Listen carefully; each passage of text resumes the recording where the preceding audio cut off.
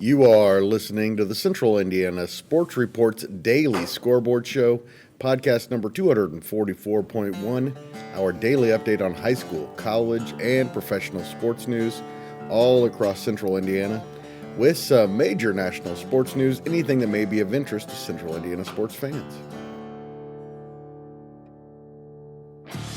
You're listening to the Central Indiana Sports Report with your host, Greg Mengels.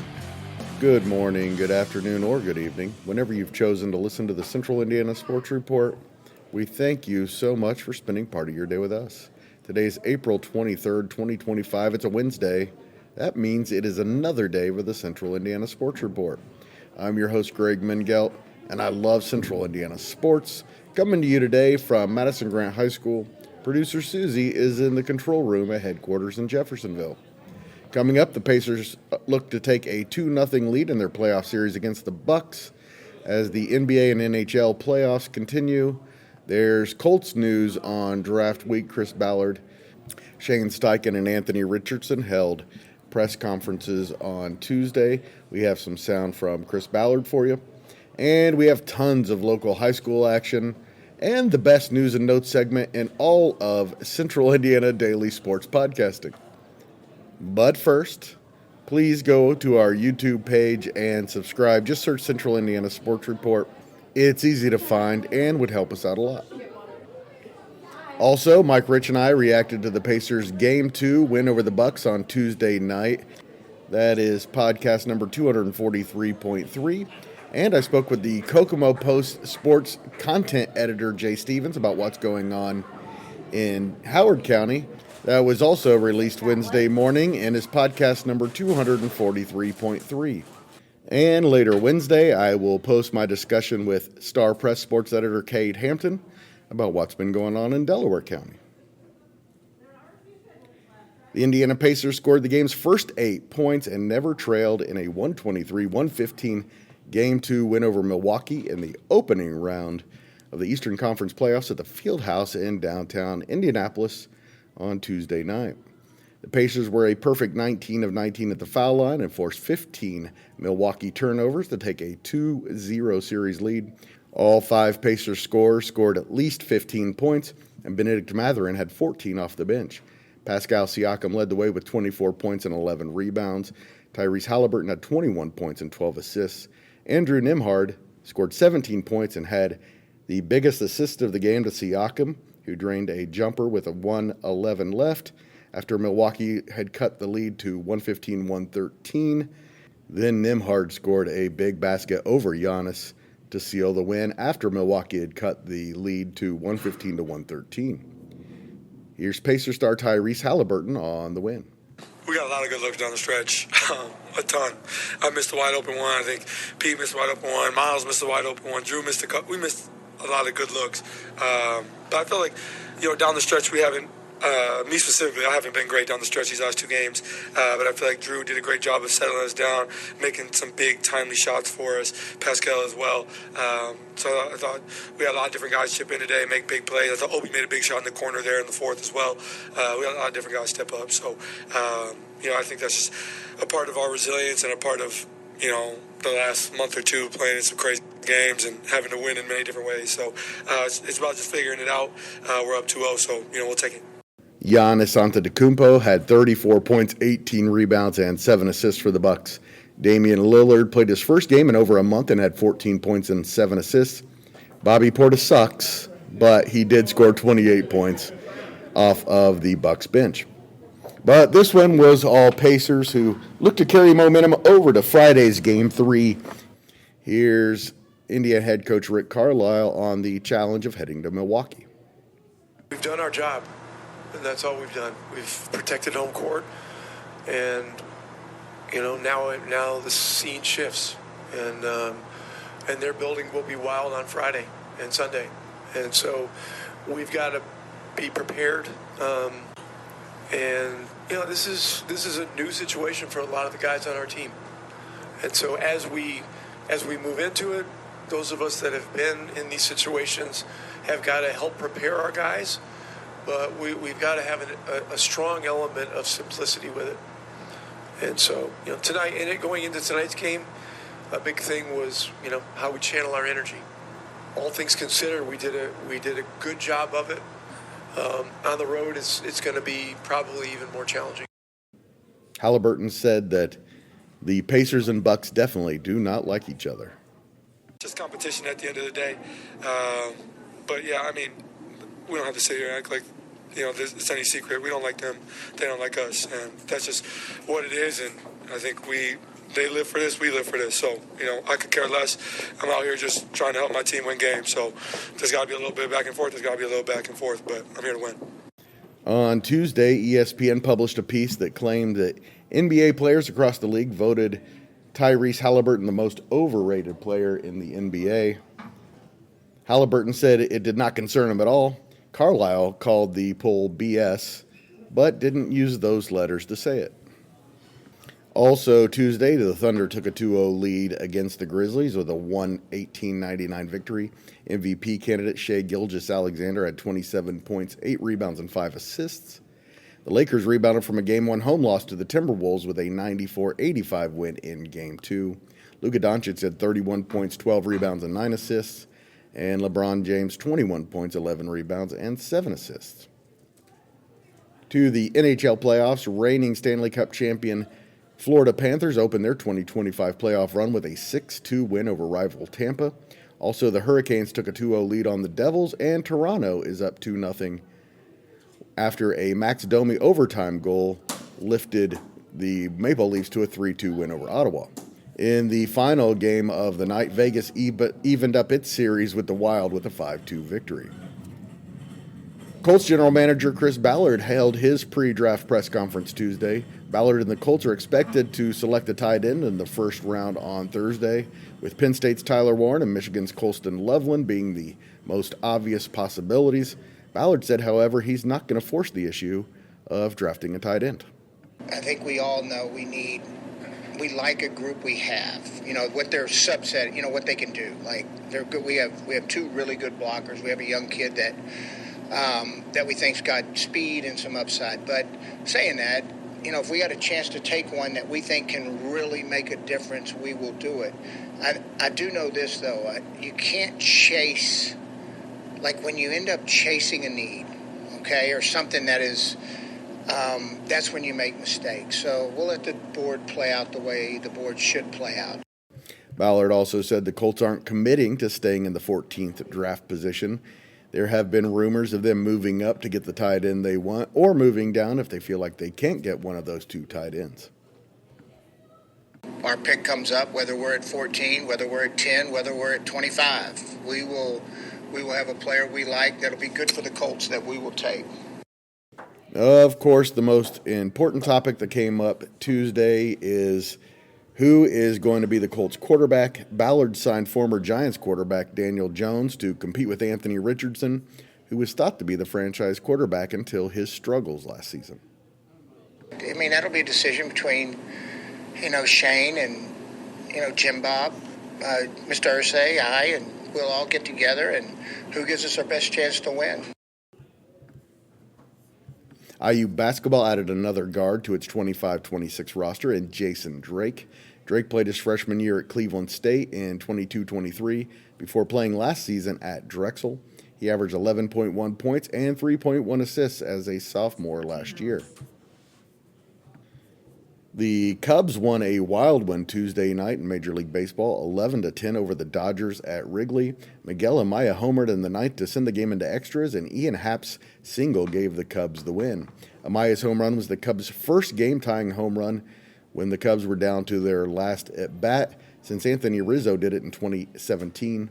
Pete Crow Armstrong hit his 4th home run of the season in his 3-4-5 night. The Cubs now lead the Brewers by a game and a half atop the NL Central. Now we move to local high school sports. We start with baseball.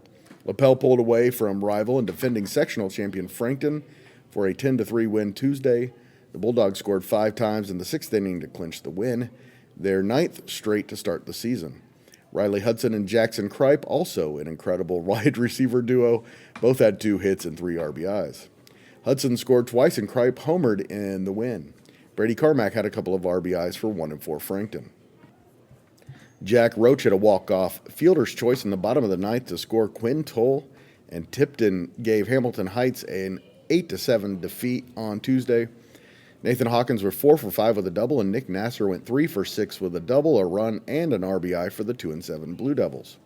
Luke Davis was 3 for 4 with a double, an RBI, and a run for Heights, which is now 2-6 on the year. Elwood took an early lead but couldn't hold on in a 9-3 loss to Wabash. Mackie Sorg and Dominic Baker had 3 RBIs each for the Apaches. A.J. Flanagan had 2 hits, including a double, and scored twice for 2-6 Elwood.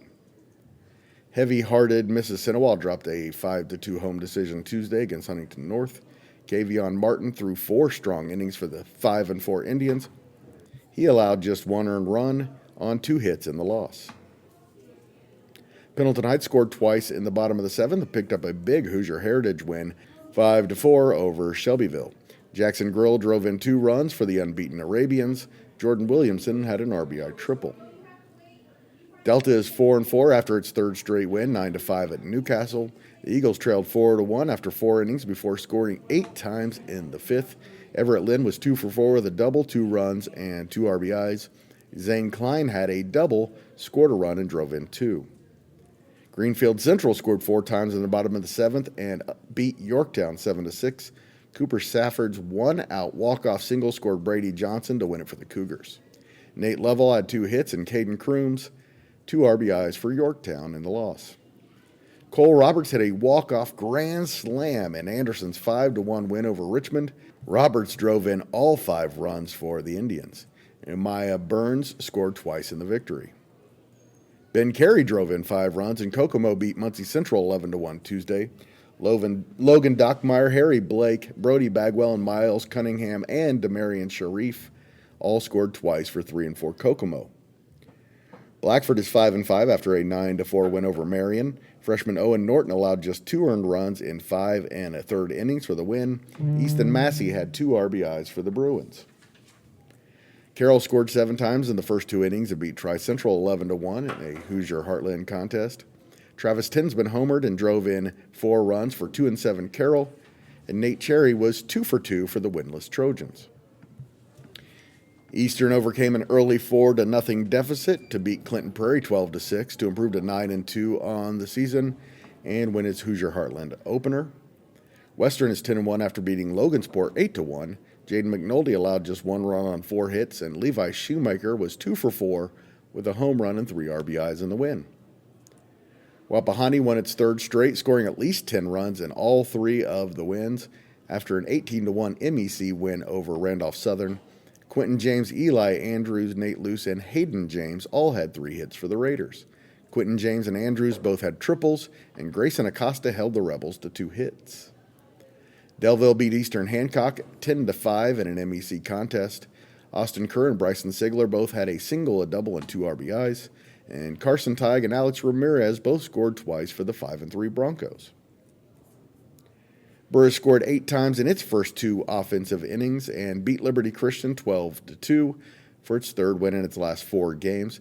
Nicholas Bontzek had 3 RBIs, scored twice, and threw a complete game 2 hitter with 10 strikeouts for the 3-6 Owls. Zach Edwards had 3 hits, including a double, and Connor Ring had 2, but it wasn't enough, and Anderson Prep's 12-2 loss to Seton Catholic. The Jets are now 0-5.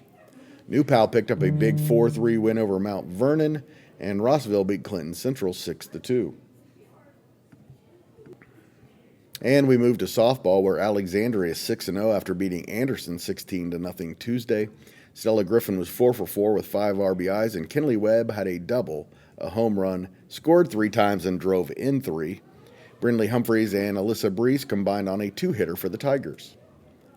Elwood scored 5 times in the first and 9 in the second to beat Sheridan 18-2 Tuesday. Avery Savage was 3 for 4 with 3 runs and 2 RBIs, and Kelsey Arms had a double, 3 RBIs, and scored twice. Sandy Jordan didn't allow a single base runner in her 3-inning start. Elwood is now 3-3. Zoe Copas had another big game Tuesday, and Frankton beat Mount Vernon 10-1.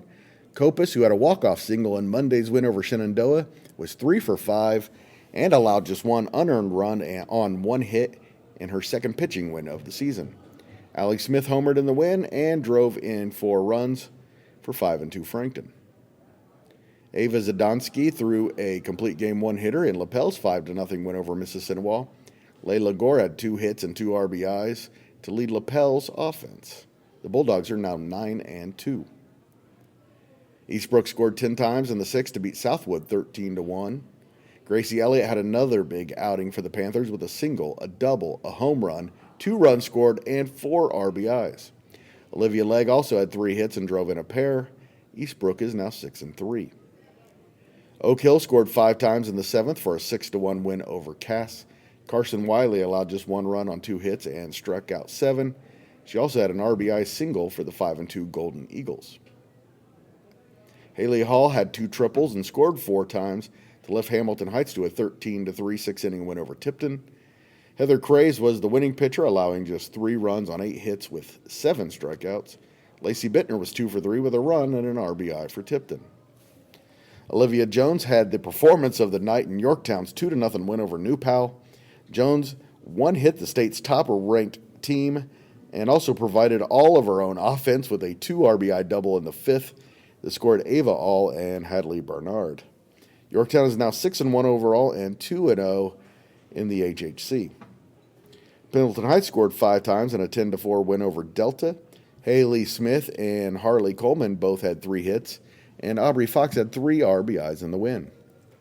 Emily Justice held Tri-Central to 2 runs on 5 hits and struck out 11 in Carroll's 13-3 win Tuesday. Emily Marzewski had a 2 RBI double in Tri-Central's 3-run 4th. Eastern fell to 0-11 with an 11-3 loss to Clinton Prairie. Brenna Riley had 2 doubles and drove in 4 runs for the 4-2 Gophers. Western scored 8 in the 1st inning and beat rival Northwestern 12-2. Panther stars Lucy George and Brindley Erb each homered and drove in 3 runs. The defending state champions are now 8-1 on the season. Jerika Jones was 3 for 3 with a run, but it wasn't enough in Marion's 13-3 loss to Peru. The Giants are now 2-5. Savannah Hall had 3 RBIs and allowed just 2 Muncie Central hits in Cowan's 8-3 victory. Taylor Young had a single, a double, scored a run, and knocked in 2 for the 4-5 Blackhawks. Liberty Christian is 2-5 after an 11-1 home loss to Horizon Christian. Garin Catholic beat Heritage Christian 17-1. Westfield 7, Fishers 2. Noblesville 8, Franklin Central 6. Hamilton Southeastern beat Avon 2-0, and Bluffton beat Wabash 4-2. We move to the track where Oak Hill beat Eastbrook and Elwood in a boys-girls 3-way meet Tuesday at Eastbrook. Oak Hill's girls beat runner-up Eastbrook by 39 points. Ellie Campbell won the 100, the high jump, and the long jump, and the Golden Eagles swept the relays. Mia Bustos won the shot put and discus, and Elena Bruckner the 800 and 1600 for Eastbrook. The boys' race was much closer, with Oak Hill edging out the Panthers by 12 points. Oak Hill had 5 different individual winners: Owen Roth in the 400, Eli Leak in the 1600, Josh Clark in the 3200, Kyle Brower in the pole vault, and Thane Jones in the shot put. And they also won 2 out of the 3 relays. Damian Blevins won the 100, 200, and the long jump for Eastbrook. For Elwood, Caleb Bombauer won the discus with a career best toss of 116.6. And Drake Casada had a personal best in the 800 of 228. Yorktown swept 3-way meets against Marion and Anderson at home Tuesday. Neither the boys or girls meet was really close, but the boys meet was much more competitive. It was Yorktown 72.5, Marion 51, Anderson 43.5. Marion won more events than the Tigers, led by Nathaniel Beck, Elijah Magruder, and Caden Daniels with 2 wins apiece. Daniel Davis was a dual winner for Yorktown, and Jalen Jackson won the 200 for Anderson's only individual victory. The girls' meet was all Yorktown. Caroline Wallace won the 100, 200, and was part of the winning 400 relay team, and Marin Gesler won the shot put and the discus. Mississinawa swept a 3-way meet against Frankton and Blackford. Frankton's girls were runner-up. Blackford's boys were runners-up. Frankton's Jocelyn Carnes Hatfield won the 100 and 200. Chelsea Newton won the 1600, and Frankton's boys won the 4x400 relay. Western's Elise Walden set a new shot put school record with a throw of 41.4 at Taylor Tuesday, breaking her own school record of 46. In tennis, Alexandria is 7-0 after 5-0 win over Shenandoah. Frankton got 3 comfortable wins and beat Jay County 3-2. Lily Hall beat Lily Johnson 6-1, 6-0 at number 3 singles. And the doubles teams for Frankton dropped just 4 total games. Campbell Choir and Layla Dietzer won 6-2, 6-0 at number 1.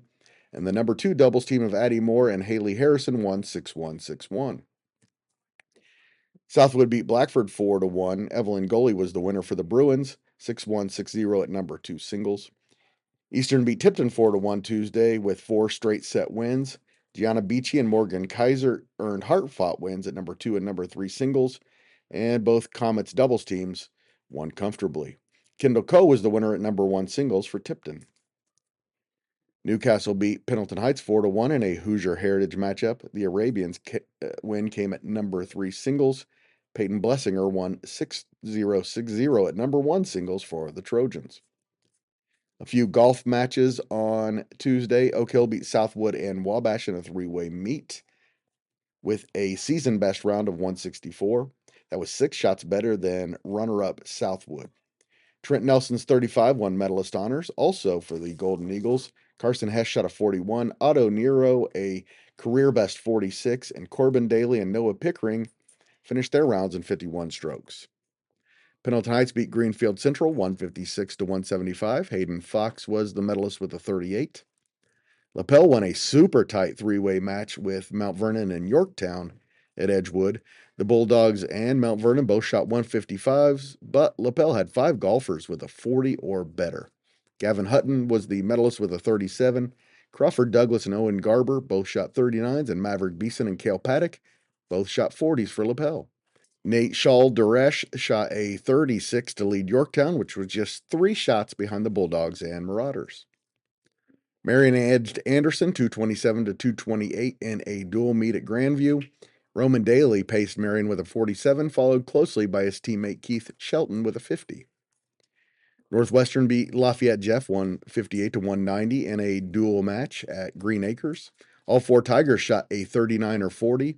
Hudson Whaley and Logan Duncan shot 39s to be co-medalists, and Josh Miller and Payson Heinz both shot 40s. And in a big 4-way matchup of top-ranked teams at Bridgewater, Westfield beat rivals Guerin, Carmel, and Noblesville. Westfield shot a 286, led by Will Harvey's 63. Guerin a 296, Carmel a 299, and Noblesville a 306. A few news and notes. Wabash named longtime assistant coach Joe Kaufman its new girls basketball head coach. He succeeds Matt Stone, who won 152 games and a regional championship in his 11 seasons with the Apaches. Indiana football landed a top 100 recruit in Henry Ollinger, a running back from Columbus, Ohio. Purdue and Barry Odom added a couple of offensive linemen through the portal. SEC all-freshman performer Braden Joyner moves from Auburn to Purdue. And Jude McCoskey, formerly of Indiana State and Tulane, is a Terre Haute native. Ball State added a punter through the portal and former Washington Husky Adam Solly. He was a backup at Washington and has never made a collegiate punt. Troy is doing some serious recruiting in central Indiana. Brownsburg wide receiver Braden Sharp and the Westfield duo of Deacon King and Cato June Jr., a familiar name, have all been offered scholarships by the Trojans. And Ball State's Jasmine Driscoll won the 3rd individual MAC Women's Golf Championship in program history Tuesday with a 54-hole score of 218 at Delaware Country Club. The Cardinals were 5th as a team. Kent State won its 26th consecutive conference championship. In college baseball, Austin Peay jumped on top of Purdue 8-0 after 4 innings and beat the Boilermakers 16-10. Logan Sutter was 3 for 6 with 2 home runs and 4 RBIs for the 24-6 Boilermakers. Indiana Wesleyan maintained a game lead atop the Crossroads League softball standings by beating Bethel 4-1 and 8-0 in a doubleheader Tuesday in Marion. The Wildcats have a game lead over Marion, which swept Taylor 4-2 and 3-2 on Tuesday. Anderson lost its 4th and 5th consecutive games, 8-3 and 12-0 in a doubleheader at home against Wilmington, Ohio. The Ravens are now 8-18 with 4 regular season games remaining. Lots and lots of high school sports coming up on Wednesday night. The schedule highlighted by IU versus Ball State in baseball and softball. The baseball teams play at Victory Field in Indianapolis. The softball game is in Bloomington. Both of them start at 6. And now you know everything we know about Central Indiana sports.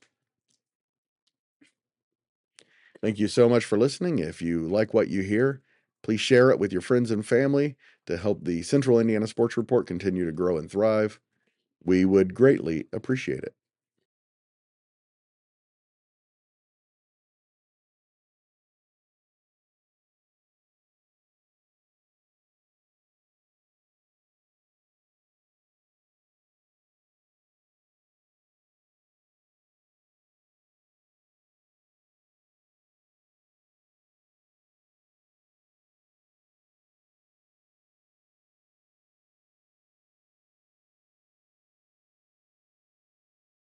Central Indiana Sports Report is a product of ITG Media. And I love Susie.